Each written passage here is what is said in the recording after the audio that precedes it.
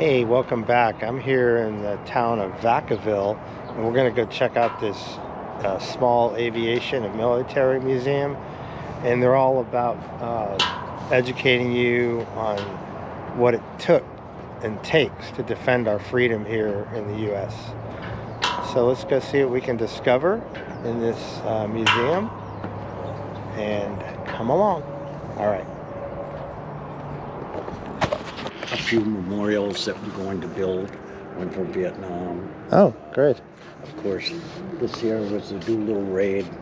All this was built for that. Yeah, they have a section at the Oakland Museum about the Doolittle Raid. Yeah. A whole separate room. Yeah. Yeah, we had a dinner last April to commemorate 80 years of the raid. And we had a big dinner here. We had Doolittle's granddaughter come and speak. Wow. And had a gentleman that actually flew with Jimmy Doolittle. Really? He was 97 years old. Yeah. And he spoke to us, and he'd been there, and told us a lot of little things about it. Very interesting. Yeah, when I was on the USS Hornet, I went there, and they had a live stream of one of the guys that worked on the Hornet. Oh, yeah. And he was also in his mid-90s. Okay. So, yeah, soon the veterans are not going to be around to give us their real-life input on it. All right, well, I'll look around and... Yeah, I'm just straightening things up. We've got another plane due in here today sometime. What is it? It's going to be an old Waco, which is a dual-wing Waco. It's probably from the 30s. Oh, wow. Yeah, that will be in. Is it a military plane or no? Okay. No, we've had, probably 4 or 5 of them, different ones that people will bring in and let it set for a while. And then the course there was hoping to get one before the first of the year, which will be rather unique. That's the one that was in the movie Baba Black Sheep. Oh, really? Yeah. So I love that movie. yeah. So cool. Hoping to get. So that plane could show up anytime. You don't know when it's coming, huh? No. All right. No idea. They just kind of pop in, not sure where it's coming from. Do they just? There's access. Yeah. And then he'll just stop it out here. I see. And then we push it in. Yeah. Cool. Oh, wow. That's like almost a Wright brothers plane, huh? Yeah, it was just a few years after. The Gonzales brothers. Let's see, we've moved stuff around a lot. Gonzales brothers? Yeah. Here we are. This is their, more or less, Oh, wow. their story. So 2 twin brothers built this. Really? 15-year-old twins. 15-year-old kids built this? Yep. So that's amazing. And this is back in 1910, 1912. Did they get inspired by the Wright brothers? They must have. Just a few years after the Wright brothers. And this actually flew around the Bay Area quite a few times. The skin is obviously off. Did they have like a fabric that went over this? Yeah. Very nice. So we're going to go ahead and restore it all, and then we're going to put it about 7 feet up in the air. We're going to put it on a garage that duplicates more or less what these guys may have been. We have a... I noticed a cigarette in his mouth. Oh, yeah, that could be. He's a little young for that, but back then it wasn't. Yeah, we have a volunteer that worked for Hollywood for about 25 years. Really? He built sets. Oh, okay. Yeah, he's the one that built all this over here. Yeah. Very cool. So, is that the original type of engine or the... Yep. Really? Yeah. That's impressive. So he's going to build an old barn that looks as close as we can get. We're going to use very old barn boards and everything, and he's going to go ahead and build one Wow. here, and then go ahead and put this up in the air. Very cool. And put a few of the old tools inside and that stuff. So it just all takes time. And you said this is from 1912? Yep. Wow. You got the little skids here. They must have like almost copied the Wright brothers. It looks so much like it. I'm sure they did a lot. Yeah. I'm sure they built quite a few of them before. And this is the gas tank, It's I a guess? fuel tank. Yeah. Yep. Wow. That's pretty neat. What's this thing?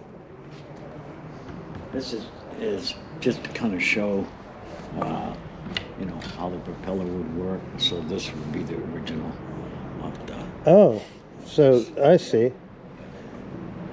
But that was just to show, like... Well, it's just down here rather than being up here.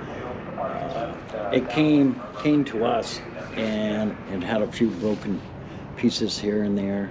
So is this the actual propeller, the original one? I would guess it is. Wow. Yeah. That's pretty neat.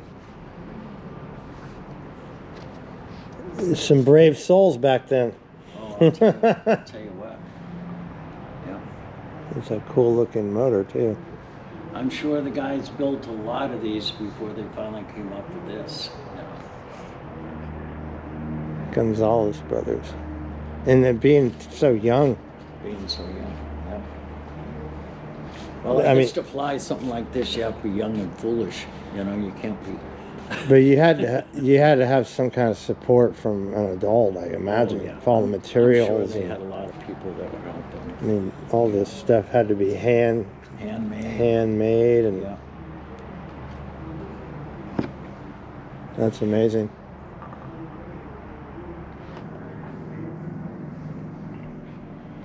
Aviators wanted. Gonzales brothers. It's a want ad. Some of the original designs too. Original propeller. Pretty wild. This case here talks about World War I. There's a handheld bomb. And an unknown artillery enlisted soldier. Some leggings, original wool suit there.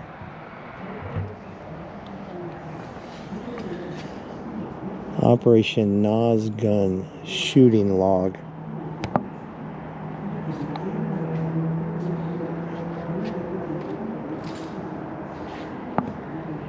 Artillery scores of enlisted soldiers.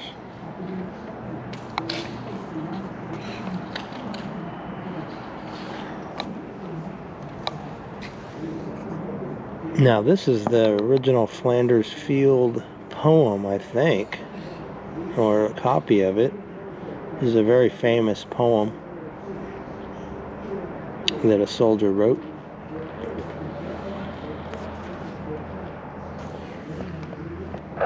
This is a replica of a triplane cross belonging to the famous Red Baron. And then we got Snoopy, of course, and Snoopy and the Red Baron. More World War I memorabilia, some bayonets. That's a grave marker. It's sad, and the leather jacket here, the leggings. And look at the World War I victory pendant.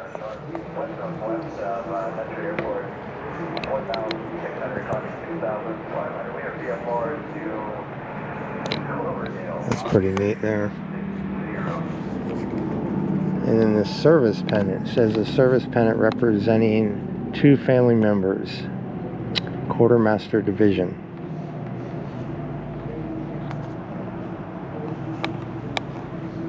And reproduction of World War I poster, the last week of the war. Now here is something really cool. This is like a staged General Patton's briefing room.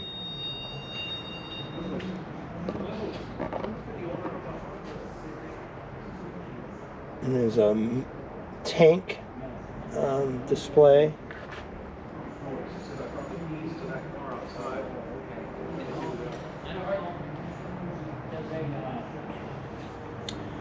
And they got various clothing in here, and bunks, and radio equipment, and looks like maps. So a little bit of everything. And I know that's not what Patton looked like, but he did smoke a pipe a lot.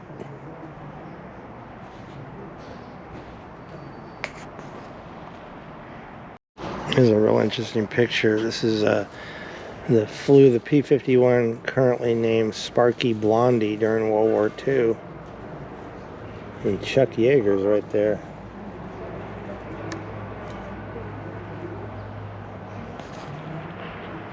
Here's an interesting display here, in memory of Queen Elizabeth. Some old pictures of her in the military, meeting the military.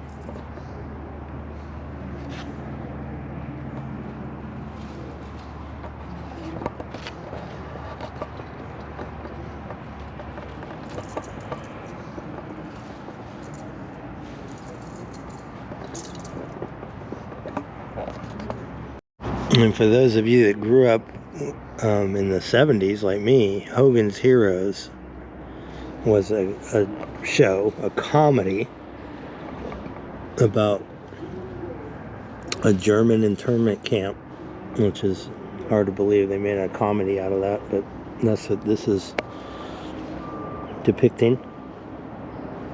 And that was Colonel Klink. Here's some actual Hogan's Hero dolls. I never knew they made those.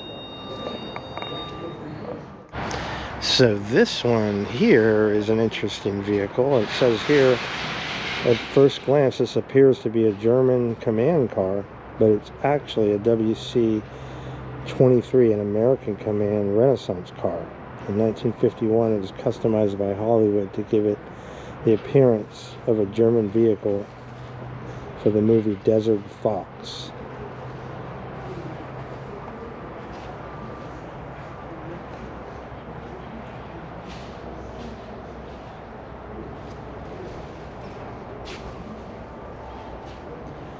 We got this huge actual photo in the back.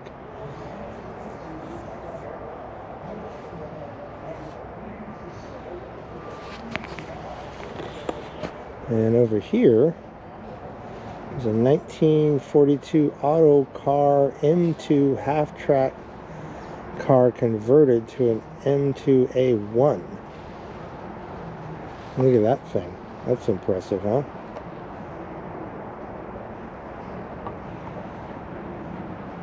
And it's got the tank tracks below there.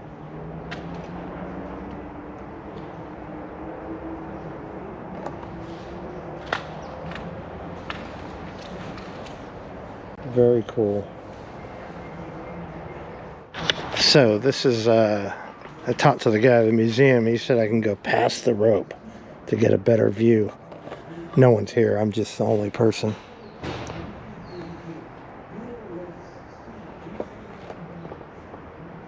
That's a crazy vehicle there with the tank tread. Got exhaust pipe here.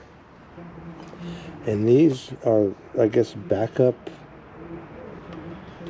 I don't know, wheels maybe, or bearings? I don't know. This is so authentic. This must be something to do with launching something. And we got backpacks here.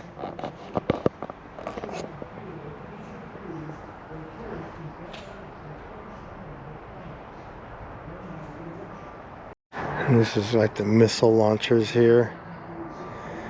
And this guy's doing reading something. I don't know what he's reading in the middle of the battle. And this camouflage they carry to throw over the vehicle when they're parked.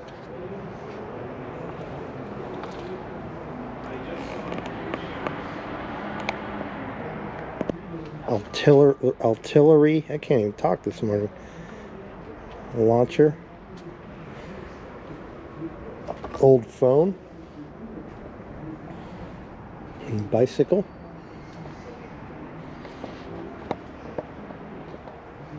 More of that American vehicle to look like a German vehicle for the movie. And this guy's hard helmet. Look at these tank models. These are all custom made. I love the men, and the detail is just amazing. German.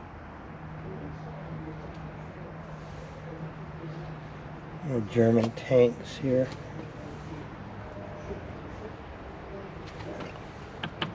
I guess they're made out of plastic. Those are quite impressive.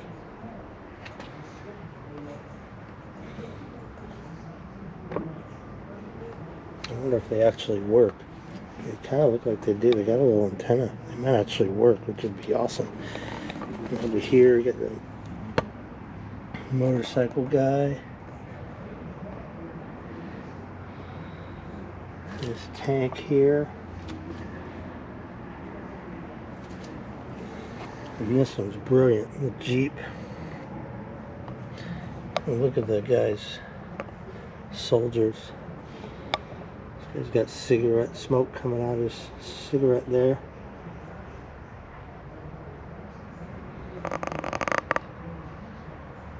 This guy too.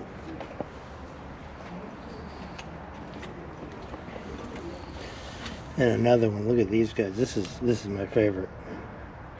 Whoever did this is a brilliant, talented person.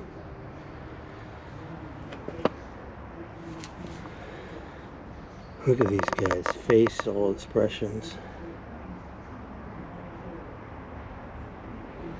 Pretty awesome.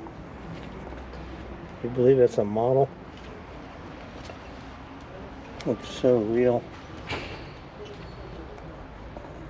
And the last one over here.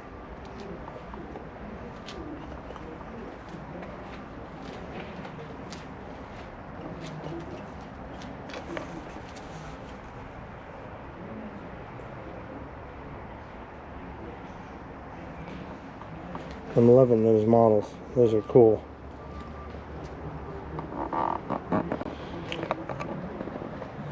Right next to actual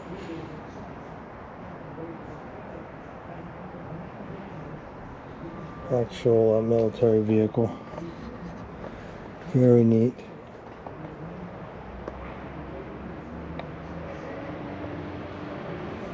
Look at this this is a circular thing for the machine gun. It looks like it's pneumatic. That's pretty wild. Right outside the hangar here, they have a few vehicles here. This is a airport working hauler.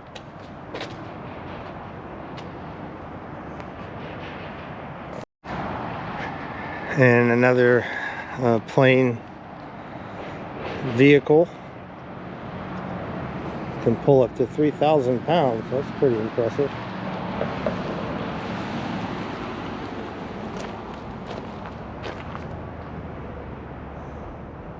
Aluminum steering wheel. I bet that's cold on a day like today. And this is like a Vietnam era helicopter. Huey.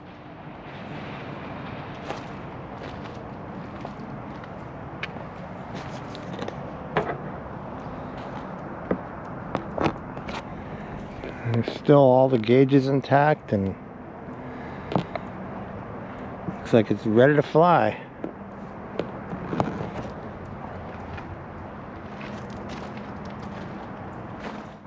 So this guy's a UH-1H Huey. They said they first were delivered in 1961.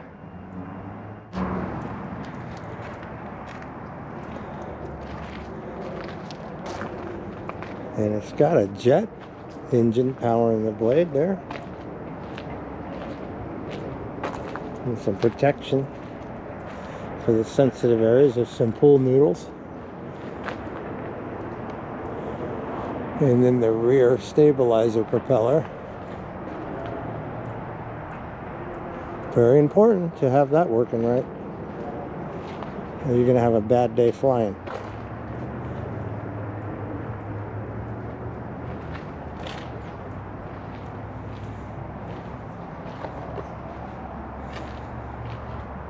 Inside of the engine.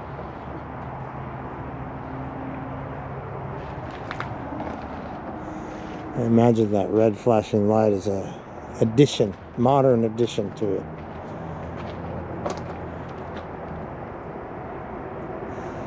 Seen these in many movies. And here's an old Dodge military vehicle. The original Dodge Ram military vehicle edition. No floorboard left in that one. This one needs a little TLC. Interesting, they have the battery down there. And then the nice foam rubber seat.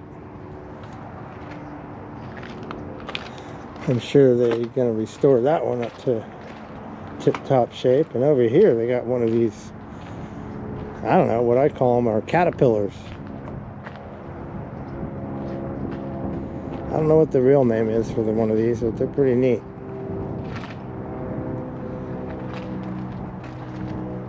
They can climb a lot of different things because as you can see, the back is flexible. It's got a U-joint driving to the back right there. So this is a very versatile vehicle.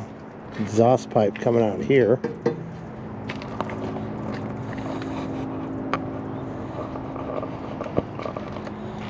And what does it say here? Doesn't say. This is just service intervals and stuff like that.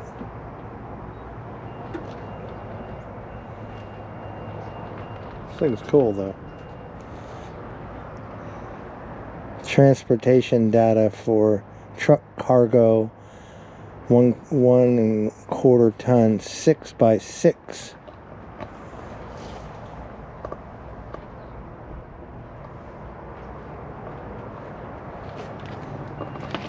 This thing's cool.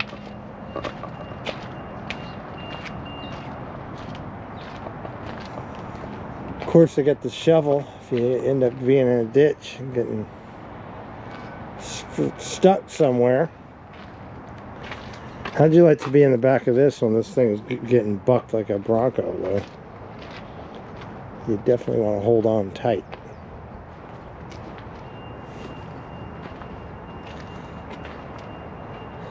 And I'm wondering what this is for, or what was it for? It's frozen solid now.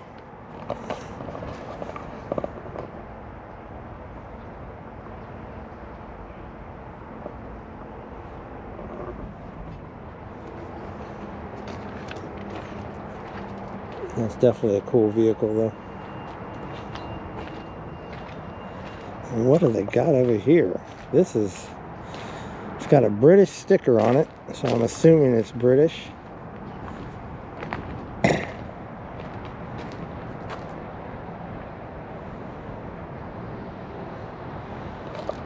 Huh. Wouldn't want to be in there on a hot day. I imagine they had another giant gun on the back too. Armored vehicle.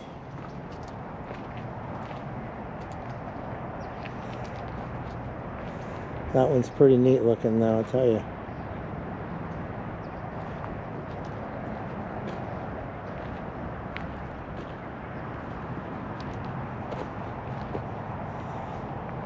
Wow.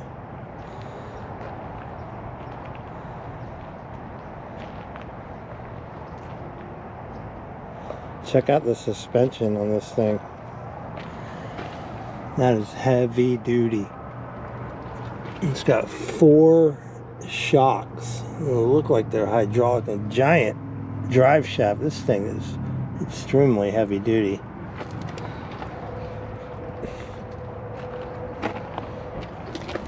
I guess the idea is it's kind of blast proof. The exhaust pipe there coming out.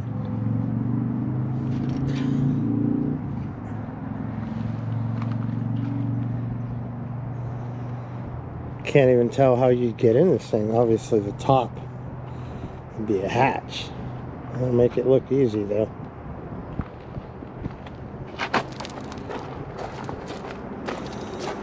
That's a neat looking vehicle. Elvis. Oh, well, here's how you get in, I guess.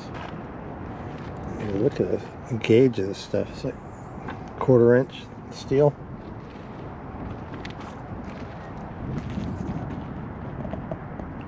Over here, for all you Jeep lovers, one of the originals. Hey, and a praying mantis. A bonus.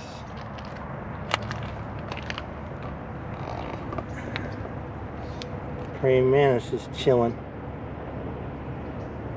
This is some cool insects. I swear they're intelligent, because when you get close to them, they look at you. Old U.S. Army Jeep. It's missing everything. Engine, drive shaft. It's just a shell. But it's got potential.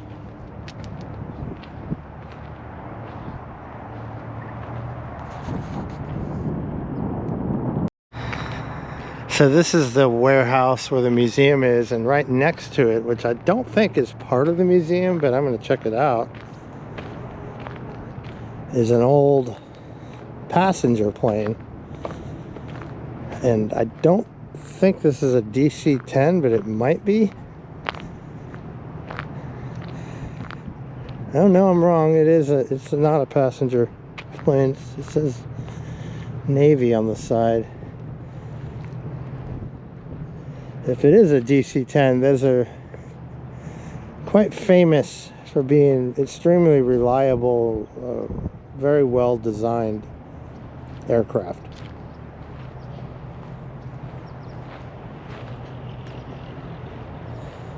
And this thing is pretty cool too.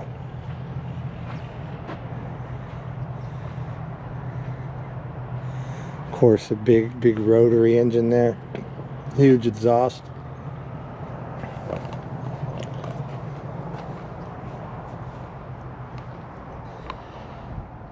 And they always look nice when they're shined up. This one's not shined up. It's shined up a little, you can tell. Kind of glimmer. Not much in there to see. There's an old wheel in there. So walk around. Some stabilizers on the end there.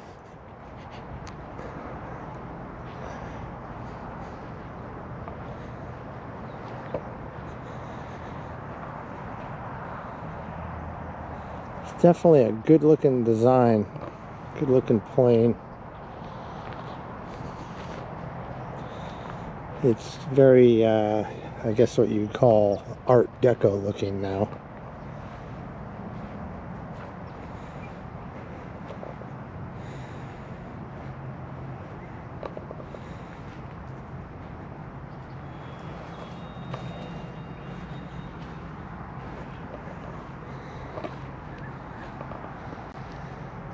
Some Bigham wheels.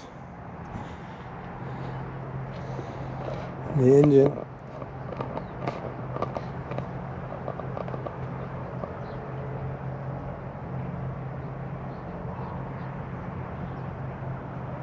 It's leaking a little oil.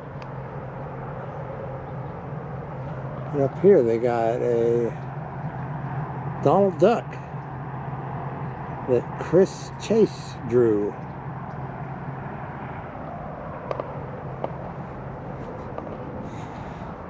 And this engine, it's got a little worse of an oil leak, but that might be common. for these things to leak a lot of oil.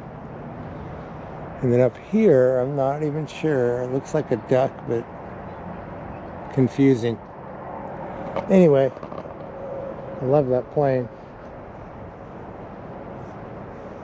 Very nice. The English used it as a bomber. Really? And then it was made more so for any submarine. They would hunt down submarines. Because it could fly low, or what? How would it? And it Wow. would let their little bombs out. Yeah. And it runs. I could see the leaking oil everywhere. Yeah, they've done they've done a lot of work to it. They come every once in a while trying to put it back together.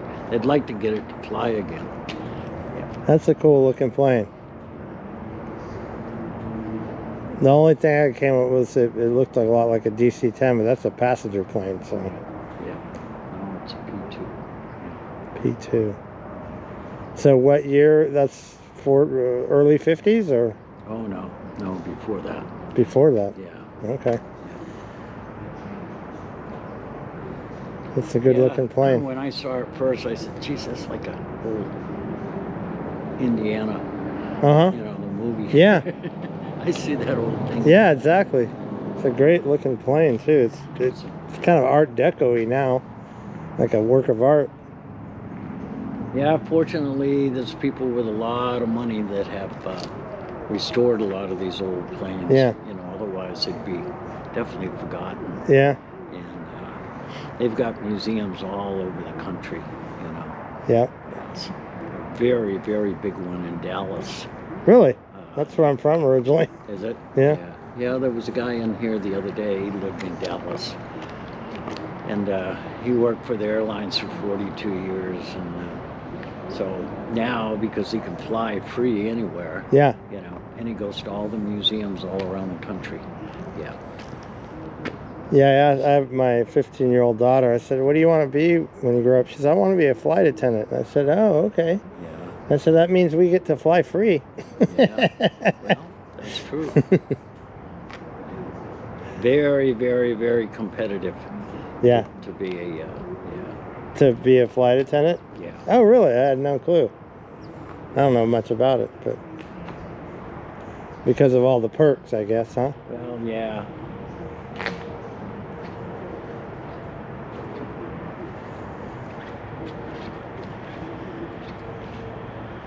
It's got old Ford, huh? Yep, Jeep. This was built GP. by Ford. Unusual. A During the war, of course, this is 1945, 44. 44. Yeah, 44. And because Jeep got so overrun with us needing so many of them. Yeah. So Ford jumped in and helped out. And produced a lot of them to help Jeep. I didn't know Ford made Jeeps. I've learned a lot of things since I've been here. I've only been here about a year. Oh, okay. This is a rare. And it runs like a top. Yeah.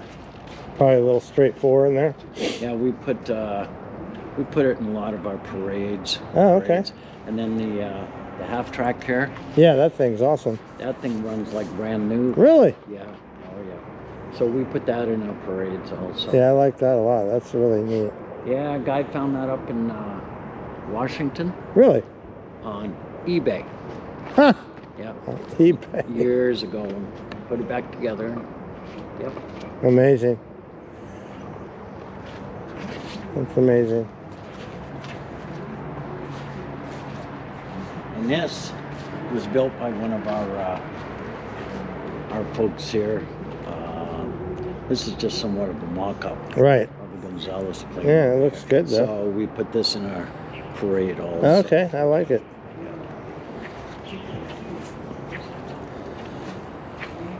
And this guy's a neat one. Yep. That was the only plane actually built by the Navy. This is built by the Navy? Yeah, well, probably designed and everything. Used a lot as a trainer. What do they call it? I mean, it's N3N.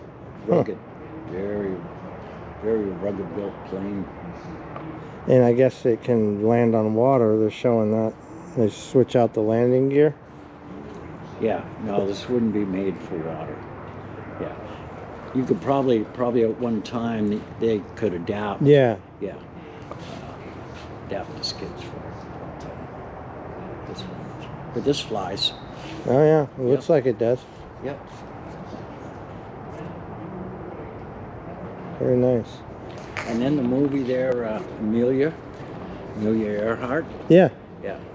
This was actually in the movie. This plane over here. Oh really? So it's somewhat of a replica of Amelia Earhart's plane. Huh. I didn't see that movie yet. And this was designed by Hollywood. It's actually. Some models down there. And then the old. Well, that's a DC-10, right? Sure looks like it's close. Close. If it's not. So the old Nut Tree Restaurant. Yeah, I remember that. Yeah. Well, that plane over here, the silver one. Yeah. That used to hang from the ceiling. That's that plane, huh? That's that plane. Wow. Right there. Yeah. I used to eat there when I was a kid because And that flies. I'd go to Tahoe to go skiing, and we'd always stop at the Nut Tree. Oh, On our way. always. Yeah. Always. Yeah. Yeah, I didn't grow up out here, but I remember I've been here 40-some years, Yeah. so I remember the days. Had the best ice cream. Yeah. Very cool. I like all the models too. So we're fortunate so many people donate stuff. Yeah, that's great. And then there's guys that just put these models together and These are flying models, huh? donate. Now these tanks over here. Those were amazing. I saw those. Yeah, those actually run. Wow. Yeah. I was very impressed by the detail of Very. whoever made those. Was very expensive. talented. Yeah, very expensive. Yeah. But to get that detail is pretty impressive. And then a guy, he built all these by hand. These planes up here. Yeah. One guy did. Yeah, built them by hand. Wow.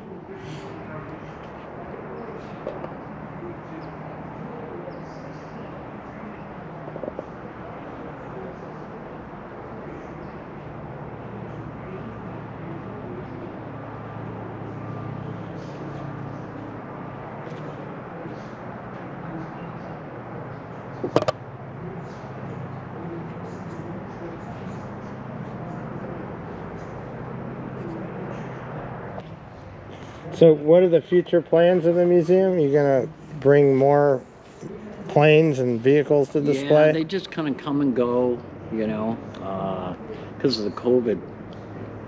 It was very hard to get planes to come in for a while. Right. And all of a sudden it was very easy because they weren't holding the air shows Oh, I see. across the country. So it wasn't that hard getting planes to come in. They'll stay for a while and then they'd leave and then some more would come in. Huh. Yeah. All depends. Somebody will give us a call and say, hey, I want to leave my plane over here. And, Yeah. Now, like that Zero that was here, Yeah. we got to keep it almost 2 weeks longer because of the weather. Oh, okay. Couldn't leave. Not from here. Right. It was going to Minnesota. Really? Yeah. So, and then the P-40, that was going to North Dakota. Wow. So, They come from a long way away. yeah, sometimes. Yeah. And there's a couple guys, that's what they do for a living. They fly these planes around the country And for the show 'em. owners. Oh, I see. Yep, yeah. Yeah, the owners don't fly them. Yeah. Yeah, there's a couple guys. Yeah. Interesting. So you have history in the military yourself? 4 years in the Air Force. Oh, okay. Did you flew a lot or? No. No. I went to flight school when I got out, well, just 2 years ago. Oh, really? And I'm 71 now. Oh, wow. So it's never too late to do something. That's awesome. So you're certified? No. Pretty close to getting a license, but I still fly a lot with a friend of mine. He's a commercial pilot. Okay. Down in just north of San Diego. Oh, wow. So I can go down there and he can rent the plane, obviously. Yeah. You know, say, all right, take me somewhere, you know. That's And great. then he puts me through a whole lot, you know, that I didn't, you know, do here. It's very, very expensive. I can't imagine. Yeah, it's probably close to $18,000, you know, to get your license. So, Wow. so I went for 3 months over here, but I went with the understanding that it was on my bucket list, and it's like, what's it like to take off and land a plane? Yeah. You know. So with this guy down there, geez, we spent over 2 hours just touch and goes and Wow. landings. That's all we did. That's you know, a little great. tiny airport. Yeah. And didn't see another plane. Huh. I mean, it was nice. I bet that was fun. Yeah. Oh, yeah. So then he gave me a heading one day. He said, okay, take off. And this is probably from here, probably to the UE here. Okay. That's Mexico right there. Yeah. This Browns Field, it's called. Right. Yeah. It's a old Navy base, not very big. Just right on the border. Oh, it's right on the border. Wow. So he said, when you take off, don't go left. He said, they'll come after you. So he gave me a heading, and all of a sudden I found myself with this opening, and here's the ocean. And he goes, okay. He says, you know what's out here? I said, the only thing I know is Catalina Island. Right. I was just going He to say said, Catalina okay, Island. take me there. Yeah. You know, so I'd never flown over the water. Wow. You know, and Must we have been got exciting. up to, you normally fly 3,500 feet. Yeah. You know, and he said, take me up to 7,500 feet. You know, and so I just kind of asked him. I mean, I've known the guy for so long, so he trusts me just unless I ask a question, something. You know, that's how I learned. Right. He grew up down there. He said, well, if something happens, I want all the time in the world to find out where I'm going to set this thing down, Mm-hmm. you know, especially being over the water. So he said, the number one thing you want to look at the ships. He said, so if you ever had to Get ditch, close to one. he said, you want to get close to that ship if Mm-hmm. you ever had to go down. Yeah, I learned that in that movie Devotion. They had a scene where they're one of the planes, you know, was going to crash, and they immediately went up so they could see where they might be able to land safely, Yeah, which I never thought of, you know. yeah, It's like Well- while you still have power, you Yeah. get up as high as you can. yeah, So, you know. So it was kind of neat. They have what they call flight following. If and you're talking down south, there's so much traffic. You're talking to people every 30 seconds. You change your channels. oh, really? You're talking all the time to different people, you know, because there's so many different airspaces there. Oh, man. So he handled the radio. You know, he's so used to it. That'd be overwhelming, right? And so it's very different from flying up here, you know. Yeah. I mean, because when we take off here, there's a zone up here, and that's just for a practice zone. Okay. So other planes can somewhat stay out of it. 'Cause Got they it. know that the school and Right. all that is flying up there. So it's kind of neat. Huh.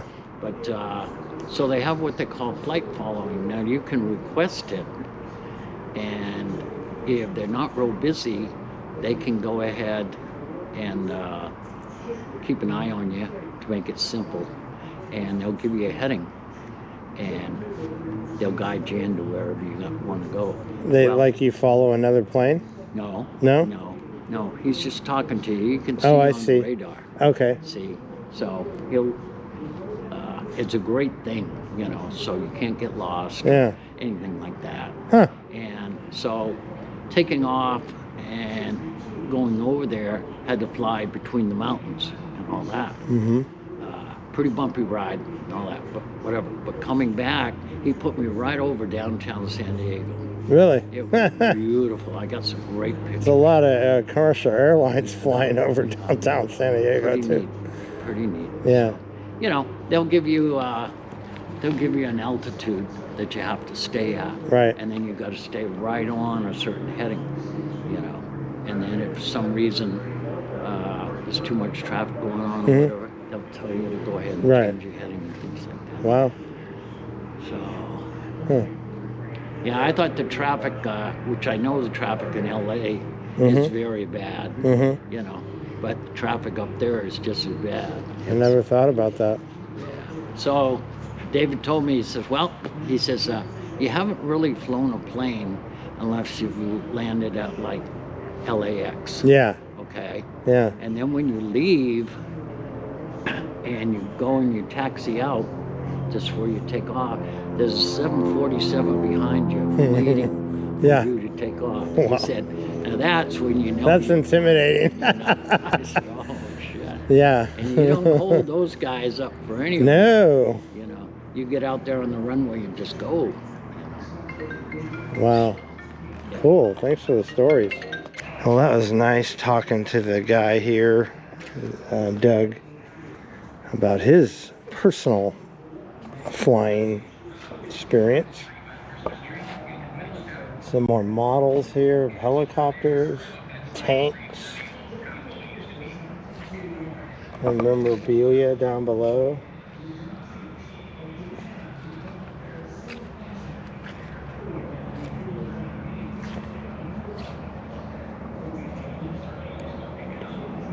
And this is a baseball.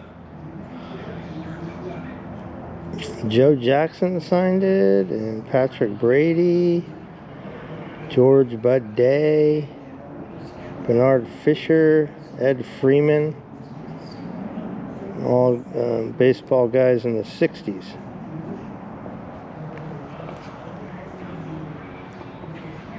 There's a guy in a uniform outfit, and then there's a whole nother model display case.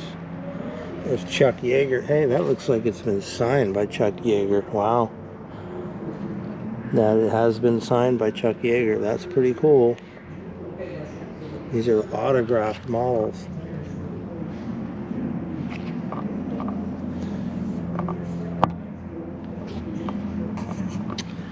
And this is a, I think, an F-14. I got this Doolittle display.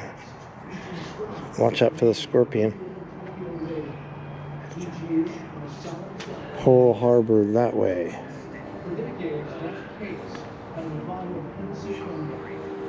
So a guy that worked on this was a guy that apparently worked in Hollywood. The men of the Doolittle raid held on. Look at this.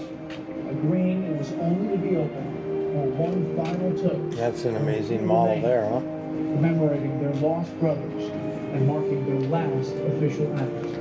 That act came the weekend of Veterans Day, 2013, at the National Museum of the United States Air Force. They did a good job on this display here. Look at this big picture printed. Area of relic origin. What is the relic?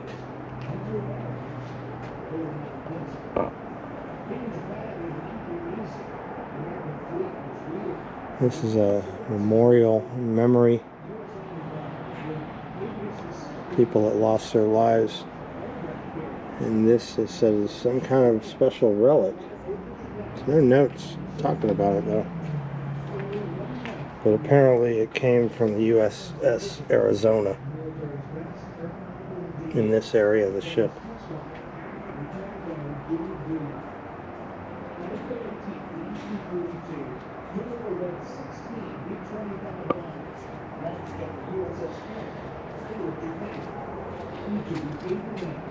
Japanese flags there. Hard to believe that they were our enemy And now we're driving Hondas and Toyotas and most, you know, a lot of things we use today are from Japan. Look at this oil painting. That's pretty nice.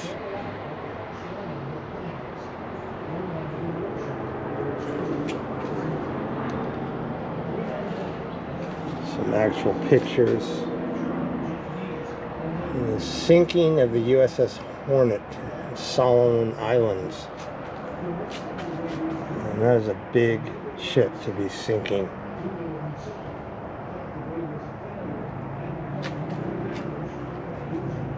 Another case of some really high quality models here. Look at the nuclear sub. There's someone out there with a very high powered car. This is a P-47 model.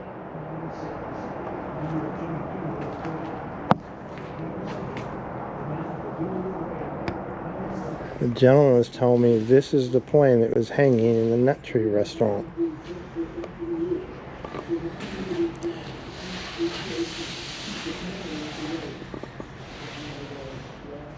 And when I was a kid, we would occasionally stop on our way to Lake Tahoe to go skiing to the Nut Tree. It's a very, very popular place to stop.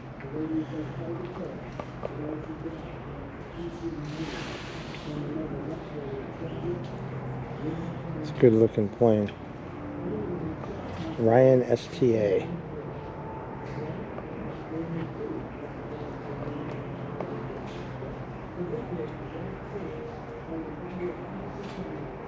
Hey, look, they shrunk Santa down. Santa's on an Indian.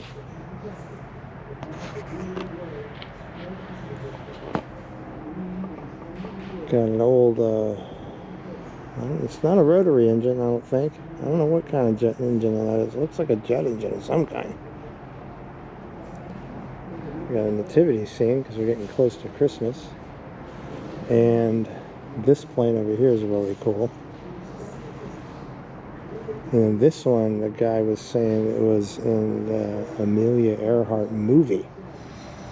That this plane was made specifically for that movie. So this is a little Hollywood magic.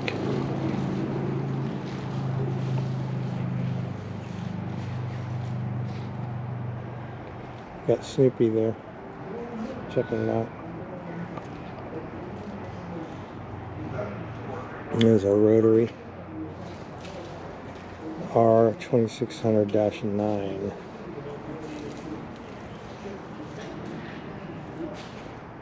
And some old engines here.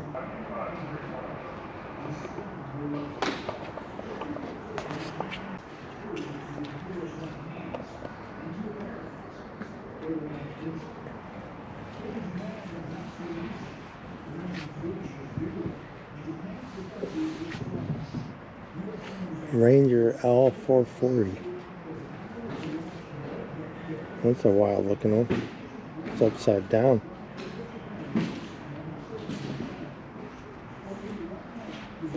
This is a Wright J6-9, 330 horsepower.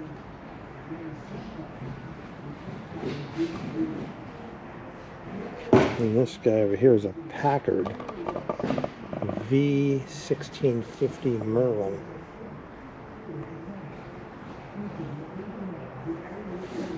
And what we got here? It's a water-cooled Aero engine.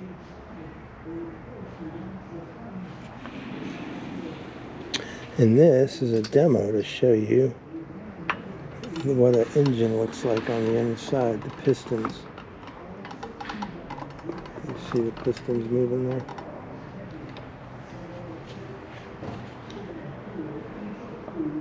Curtis OX5.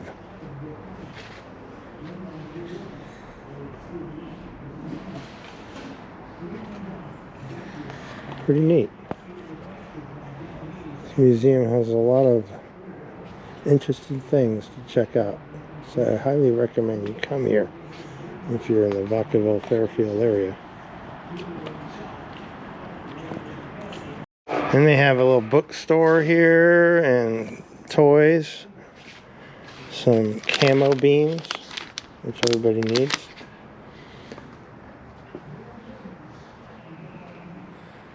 And some cool hats.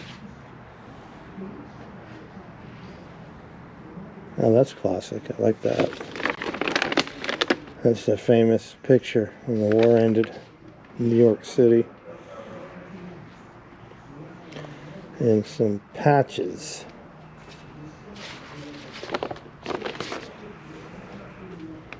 I like that. That's pretty cool. Very neat. And the gauges are pretty neat. We showed the film there, Night at the Museum. Yeah, And that's a fun movie. had a big turnout. We had probably about 15 reenactors. We showed the movie. Had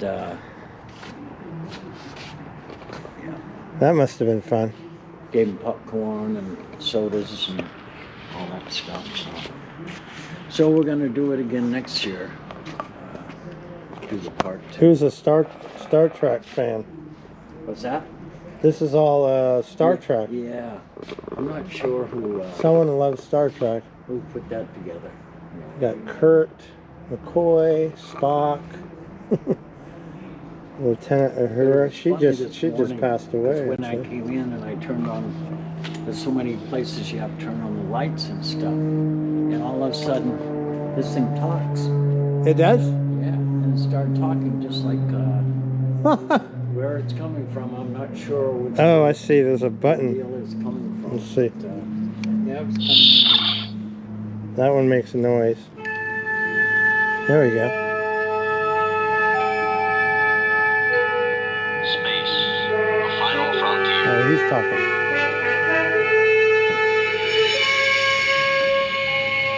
Oh, it's all together. These are the voyages of the starship Enterprise. Its 5-year mission: to explore strange new worlds, to seek out new life and new civilizations, to boldly go where no man has gone before. That's pretty cool, actually. Look at this one. Midfield for 2. Full stop. 160 up, country.